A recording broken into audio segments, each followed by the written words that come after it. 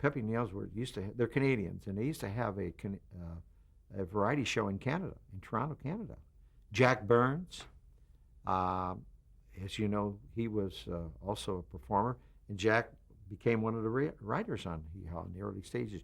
George Yannick, who's not a Canadian, but he likewise was one of the writers, and it all came from that same group.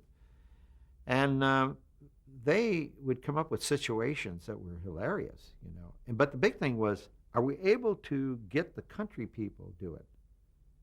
So when they came out, we all went out. It was difficult for them to tie in with some of the country people because, in some respects, I found that I had to lower myself from being a West Coast television producer. I wanted to be a part of them. Whereas Frank and John, you know, coming from doing Perry Como, they were also writers on the Judy Garland series. Bing Crosby. They were connected with Nick Vanoff, who was the owner and producer of the Hollywood Palace, if you remember. As a matter of fact, after a while, you know, Nick bought into the Hee Haw show. And so Nick, who's deceased now, was likewise a financially trained person. And his connection and his rapport with me was such that he was grateful that I was on board, and I was grateful that he understood where I was coming from. So all of us worked together. I mean, the budget, the production, and so forth suddenly became my bag, whereas Pepe and Ellsworth, they were the ones now were coming in with the creative ideas and so forth.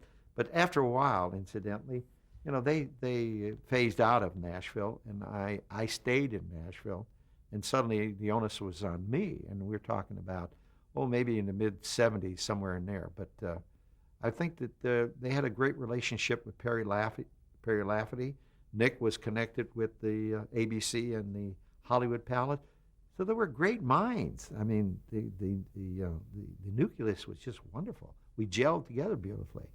Now, you were from New York, right? New York State, and these two guys, they were Canadian, but none of you really steeped in country culture. So how did you find the voice of this show? I mean, was that a challenge? Was it intimidating? Did you just dive right in and go for it? Well, you remember I had a flavor or two because of my role being involved with opera and the storylines with the country music, but not the comedy.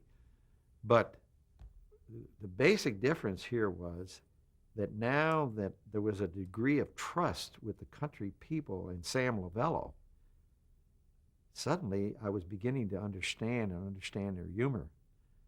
And I made it a point to go to my peers and say, look, I think let's go ahead and let them do their own story. Let them do their one-liners. Let's just give them cue cards with guidelines and let them do the rest. The only people that came in with script material was Don Herron, KRN, because Don is a Canadian. Gordy Tapp, who was a Canadian. He was the one in the general store.